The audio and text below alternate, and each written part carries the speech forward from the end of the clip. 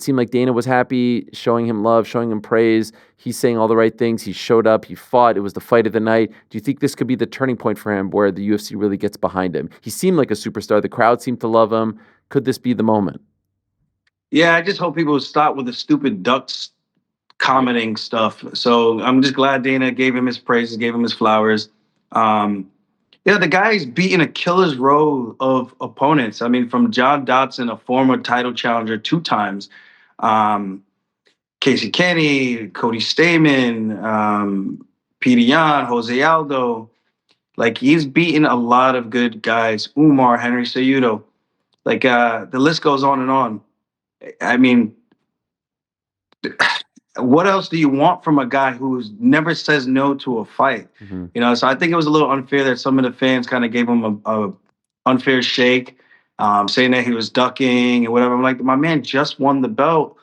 Like, give him an opportunity like every other champion has gotten some time to enjoy their time in the sun before they have to go back and defend the belt again in another tough fight. So I think now people can remove all doubt. They can't say anything anymore. They beat the boogeyman, the new boogeyman. There's always a boogeyman, and he just keeps beating him. So it's good to see, and it's good to see Dana give him his fair shake. And the fans seem to turn around whenever Dana gives some type of compliment. So it's nice to hear that, nice to see that, and we'll see what's next for him. There's really not that many choices for him right now. Sounds like they're leaning towards O'Malley versus him again. How do you feel about that? It'll be a nice payday. I think it'd be a really nice payday. I mean, the toughest fight will probably be the Petr Yan rematch, and probably the most deserving in terms of what has he done lately.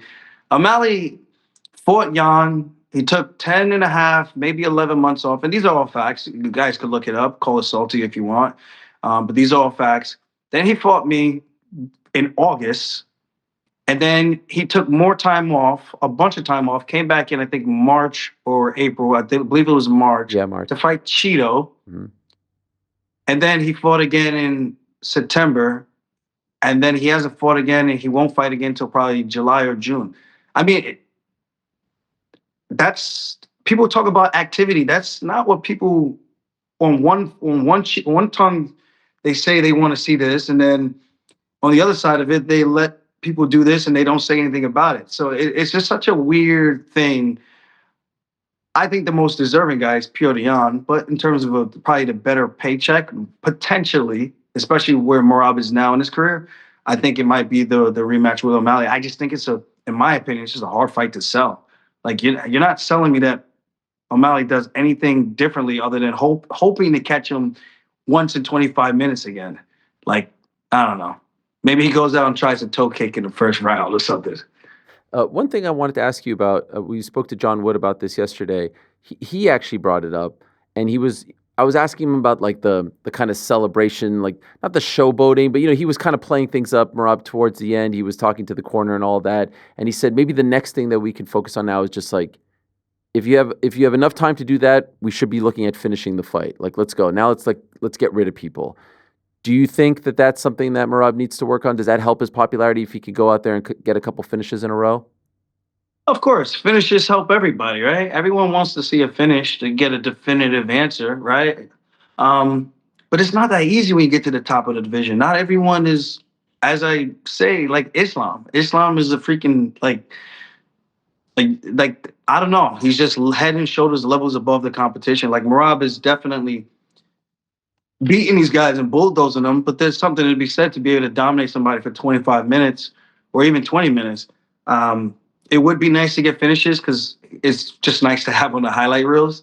And I think it burns a little bit more for the fans to kind of have like that definitive moment to kind of really get behind you in that regards. But at the end of the day, you're fighting the best of the best. And I still think bantamweight division is one of the most skilled divisions. So for Merab to go out there and do that to these guys like that and still show that he's head and shoulders above the competition is still pretty damn impressive, if you ask me. I mean, look at the guys he's kind of taunted and made look silly in the cage. Hey, look at the picture right here. Like, he's styled on all these guys, man. Yeah. There's something to be said about that, So that's got to count for something. we were actually supposed to celebrate with some Funk Harbor, so that I got to hold him to that. We Ah, were supposed to take a shot because he doesn't drink, but he said this is the only thing I drink is Funk Harbor. So I'm gonna hold you to that, Merab. We're gonna have a shot together of some Funk Harbor rum and celebrate the good times, man. So hopefully he gets to enjoy his downtime this time and maybe make a return in June or July. okay. It's amazing to see the two of you interact because it's rare in life when you see two people who are in the same field, the same universe. You're not just two fighters, but you were in the same division for so long. You were friends, teammates. People are trying to pitch you against each other, and then see the genuine love and affection that he has for you and you have for him. Like there's this one picture that was passed around everywhere, you looking at him being interviewed, and then that was passed around of him. Look how happy he is for you, and that's the belt that ultimately he wanted but just didn't want to take it from you or didn't want to fight you for it. This is Yeah. love right here. This is like people throw on brother. Like this feels like a brotherhood that you guys have. Yeah, man. It's our team is so different. Like even with Quinta, like we're all so close, man. We've gone through so much with each other and had to do. We've seen the ups and downs. We've seen the insides, behind the scenes, and to go out there and to want to fight someone that you eat with, you break bread with, you met their family. That's just such a hard thing that I don't think people actually can put into perspective. But I think now it's starting to resonate with a lot more people. Like, yeah, you're not just fighting anybody; you're actually fighting someone you actually truly care about. And I think that's the difference, man. I truly believe Marab, if he does the right work, which is what he's been doing and continues to work hard and stays focused, he's going to break the bantamweight record, which is 3 title defenses. So I know it's myself and Cruz. We've got the highest between 3 and 2, and I think Marab has all the skill in the world to do that and break the record and make it even harder for anyone to reach again. So yeah, man, I'm just proud and just happy to have a guy like that has helped me so much in my career, and I've been able to help him. And it's just nice to see how far I've gotten, to see that he's been able to replicate the same success and more. So long live the king, man. Long live the bantamweight king. Feels like the only thing that could stop him right now is himself. Like, I said those exact words to yeah, him. really. Those exact words after the fight in the back room, and I said, I think you could, I think and know you will break the bantamweight record. And he's just like, wow.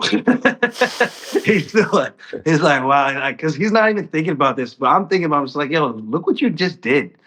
And I said, like, the only way you lose to anybody is if you get in your own way. Mm.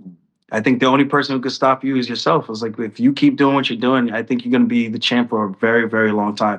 And he's willing to fight till he's 50, 60 years old. So When you see the clip of him at the imagine that. press conference, when someone says like, "Are you the bantamweight goat?" or whatever, and then he's quickly saying "you" first, how does that make you feel? It makes me feel like definitely humbled, but definitely makes me like, I understand because we've trained together a lot. So our training sessions, I know over the years have gotten a lot closer, and I think he just appreciates what I've been able to show him in terms of skill level. And like, I've seen Marab destroy people in the room. It's actually it's it's devious to watch. But Yeah. I just think he appreciates a lot of the things that I bring to the table in the training room, and I think he just respects it a lot. So I don't like talking about training. I think we both know that we're both really good and we're both comfortable in our own skin. And like I said, I think Marab, with a win or two, I think will remove all doubt that he is truly the bantamweight GOAT. So I know some people look at defenses, some people look at strength of schedule, how you're winning. So I think even in these next few wins, I think he'll get a couple of finishes, and I think that will put him over the hill, and there will be no more debate. And I'm okay with that. I'm okay with being 1 or 2 or even 3. Like between myself, Dominic Cruz, and Marab, like that's a pretty great that's a pretty great group to be Yes. amongst. So I'm okay with any of that.